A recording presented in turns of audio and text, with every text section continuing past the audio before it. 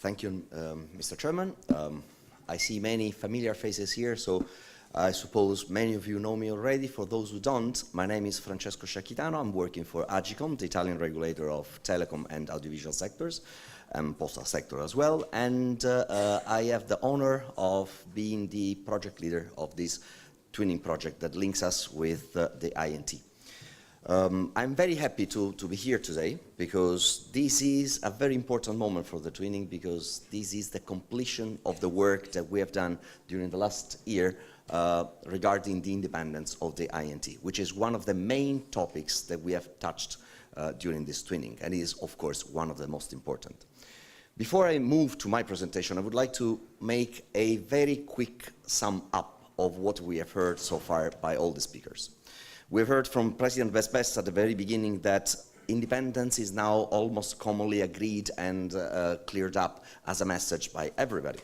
We have heard from the chairman of this session, Mr. Rezgui, that there are a number of reports, international reports, which are focusing on independence, on the importance of the independence, and we have just heard from Mr. Bakker that one of the most recent and interesting reports from the OECD is telling us why the regulators should be independent, how they should be independent, with some specific actions that should be taken by the governments and the parliaments in order to make those regulators really independent.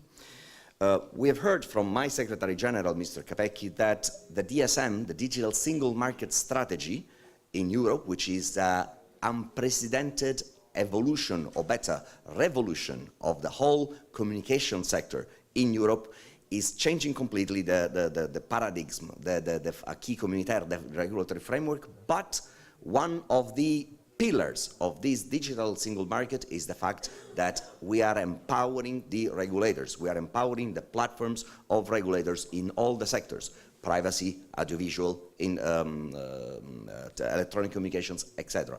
And we have just heard from Mr. Mazzone that incredibly, almost incredibly, after many and many years of considering it fully independent and not needing any control, the BBC, the main English-British television channel, is now under the control of Ofcom, which is a regulator and which is an independent regulator. So this means that the idea of independence of regulators is building up and building up in Europe. And this is really the momentum. This is really a hype at the moment in Europe. Then we heard, and it was extremely interesting, Mr. Debabi, I hope I'm pronouncing it well, saying that he agrees with all the principles that are behind the independence. And we have just heard from all the previous presentations. And we heard that Mr. Ziad Miled, who is a close friend with whom we have worked a lot in the last months, is going to prepare the draft of the new digital code in Tunisia, which is wonderful. And Mr. Debabi just invited us with a wonderful statement to stop talking and start working. So this is precisely what I would like to do now. I mean, we have been talking and talking, we have a lot of reports, we have a lot of knowledge, we have everything that we need. Let's see how we, from our side, from the twinning, can give some input to the work of Mr. Ziad and to the work of the institutions which are going to review the digital, or better, the communication system in Tunisia. Okay, so my presentation would, I will try, Chairman, I will try to make it as short as possible, and I will try to take some help from the previous presentations, which have already discussed some of the things that you're going to hear now. I would like to present the report that we have drafted, and that is at the moment available, is already approved and available in the websites of the INT and the website of the twinning. We drafted it together with a Spanish colleague who unfortunately cannot be here. Both of us have been highly committed and participating to the draft of many of the other reports that you have heard today.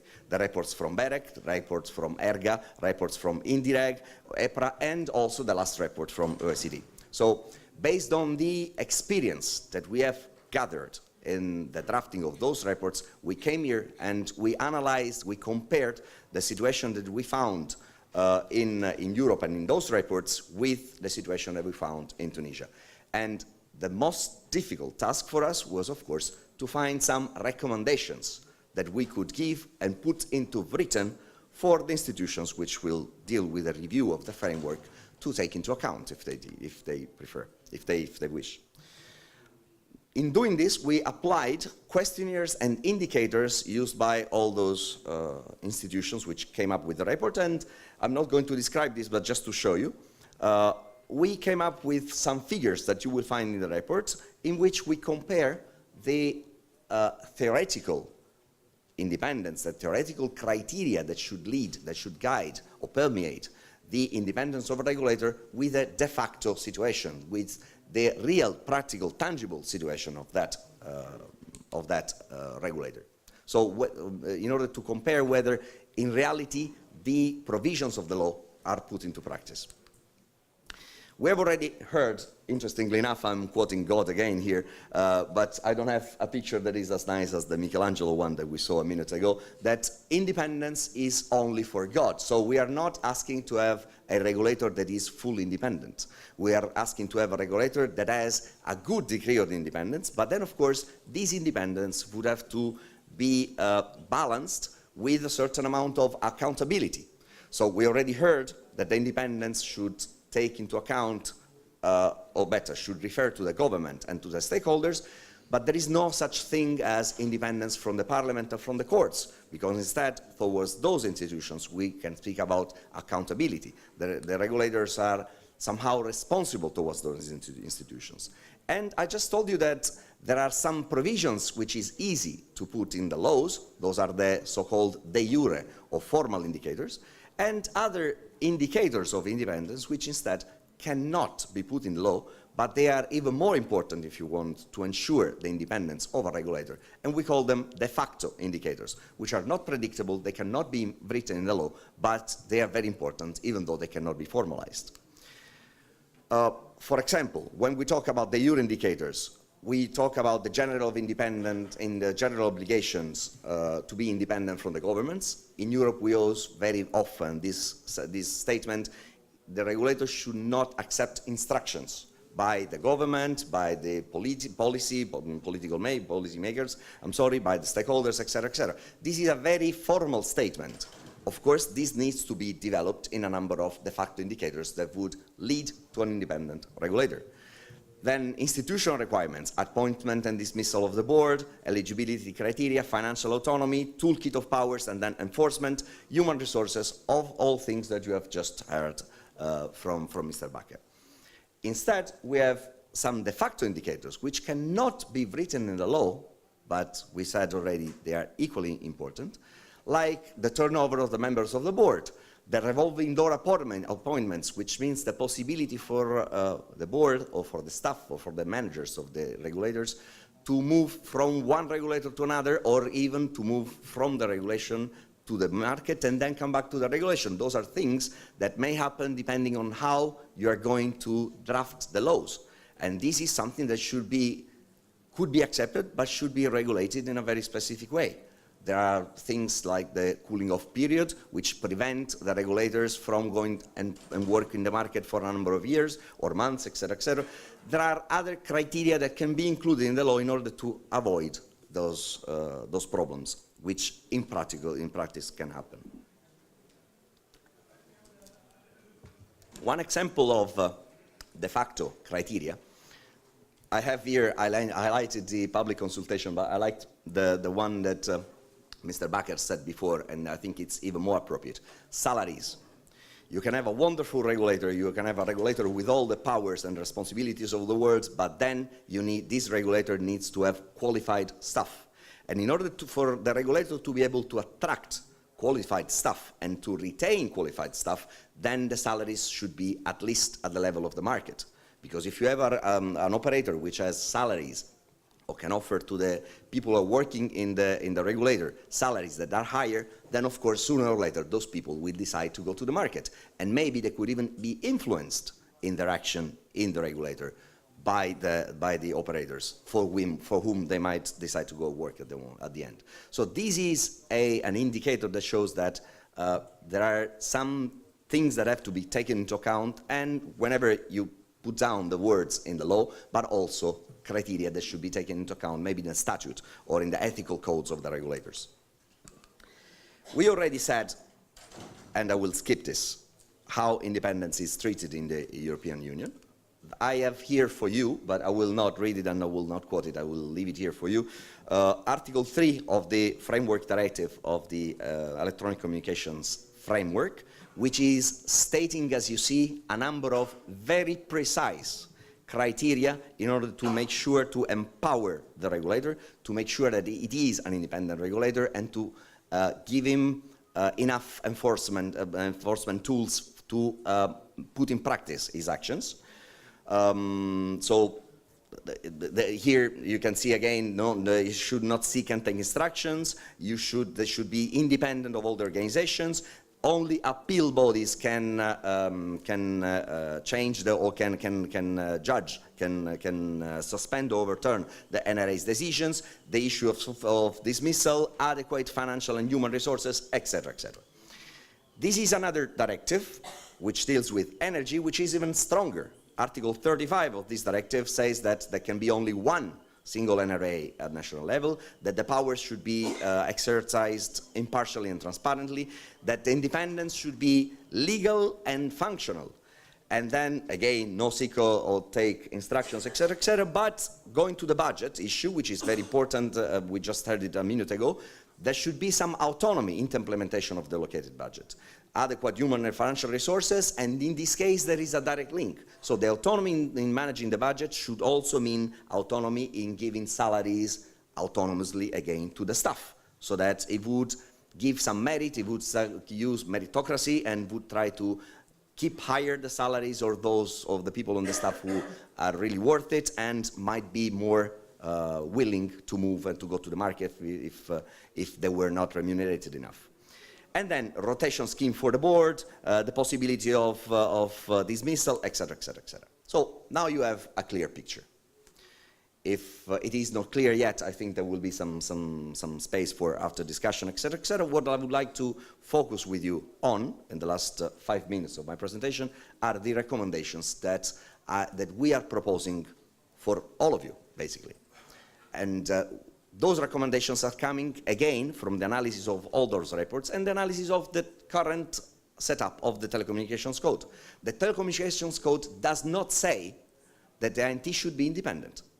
And this is probably the first and very simple, very clear indication that we can propose. There should be somehow something that says, a law that says that the INT should be independent and should not seek or take instructions from government for other members, for other stakeholders. Then there is the problem of the appointment procedure of the board members of the INT. I apologize, of course I'm referring to INT because we worked with INT all the time, but I do imagine that those suggestions, those recommendations and criteria might also be useful in the review process that regards also the other regulators. So for the appointment, it would be nice to have something in the law that says that there should be a minimum level of competence, because it happens very often, and I'm not talking about Tunisia here, I'm talking about Europe, that people are appointed in the board of the regulators without a specific competence, simply because they are brought by influential people or influential politicians, etc., etc. So a referral to competence would be very important.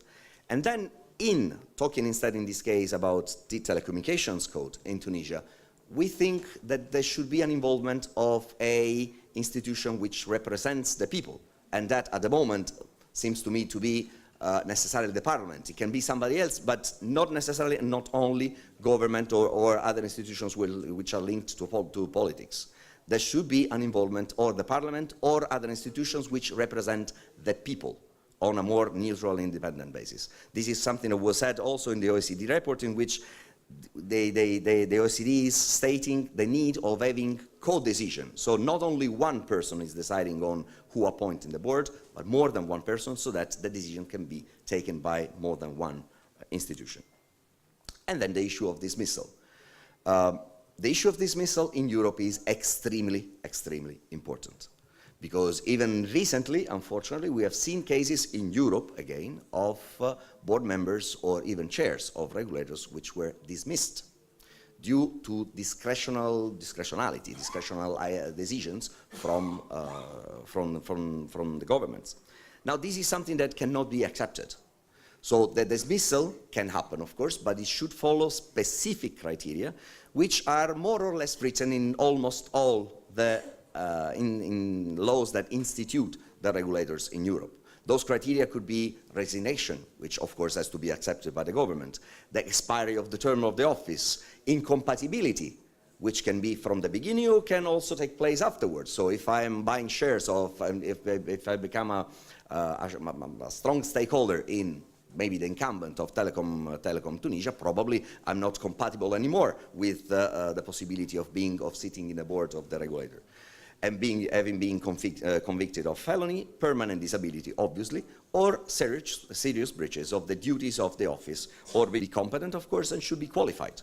In order to do that, again, point 5, we focus on the issue of salaries, which should be set at level which is competitive compared to the private sector, in order to ensure that there is no revolving door behaviors.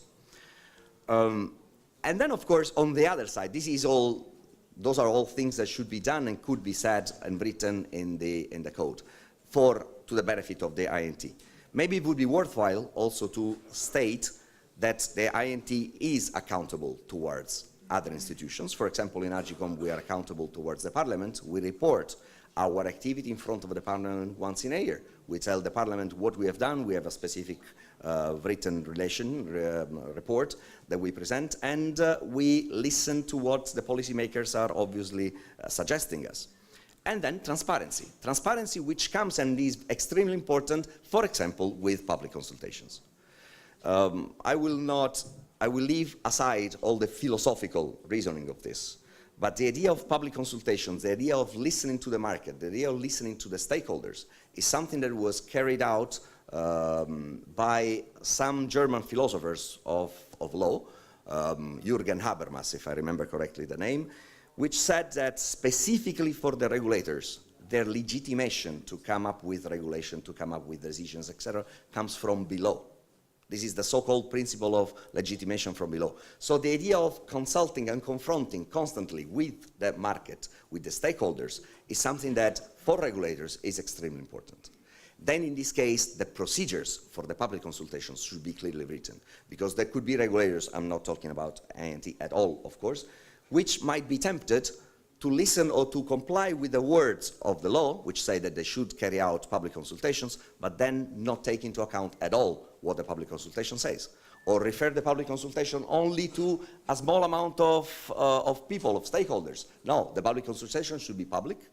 The consultation, the income for what comes from the market, for the stakeholders, should be analyzed by the regulator, who should say why it is taking a certain decision and why it is maybe not complying with the suggestions coming from some stakeholders, why those suggestions are not taken into account, and should do this within a certain specific amount of time. Those things, you will see in AGCOM case, for example, they are precisely, very precisely regulated, so that we are, how can I say, obliged to listen to the market and to give the market some rights in order to make sure that we take into account their opinions. I hope I'm clear on this, because this is extremely, extremely important, the issue of transparency. And then, this is the last slide, the enforcement. Enforcement is clearly one of this was also said in the OECD report and by my friend Hans Becker a minute ago, enforcement is a very, very important topic, because the regulator can be fantastic, can be filled with very competent staff, but then if he takes a decision and this decision is not complied with by the stakeholders, by the operators, etc., then it is powerless. So we notice that, of course, the telecom code is pretty advanced when it comes to enforcement. There are some things which are lacking. There is no categorization of the infringements. So which infringements are more serious, which are less serious, which should have a certain type of sanction, another type of sanction, etc., and this could go better in Europe and in the civil law countries. It is clearly written in the law, because it is only the law that can say what is the amount of money that a sanction can foresee for a specific infringement. And then there are the cases of repeated breach, which are not included in the telecom law at the moment, and persistent breach. Persistence breach is the answer to the problems that may arise when the operators do not comply. If, as a regulator, I'm taking a decision and I'm telling the operator that they should follow this decision and they don't do it, for every day that they do not comply with the decision, they can have an addition to the fine. This should be obviously, necessarily, clearly written in the law. We have dozens of examples in Europe. This is one of the things that we most strongly suggest. And then the last one is the possibility of introducing interim measures in order to stop behaviors from the operators that could be harmful if there is a serious doubt that this could really be harmful to the consumers or to other operators. As I said, in this moment, the issue of independence is extremely hot in Europe. It's heavily discussed. There are lots of reports. Our report is much smaller in terms of size compared to the others, but because it refers to the others, it refers clearly in each part of it, it refers to the other reports that we have analyzed. The revision of the Tunisian code, and we heard that this is going to happen pretty soon and makes us very happy, is possibly a good opportunity in order to take all this amount of analysis and work that has been done and put it into a legal provision. We will be very happy to support this analysis if it's needed, but at the moment what we can do is simply delivering this report to you. Thank you very much for the attention. I hope I was brief enough, and I hope it was somehow interesting.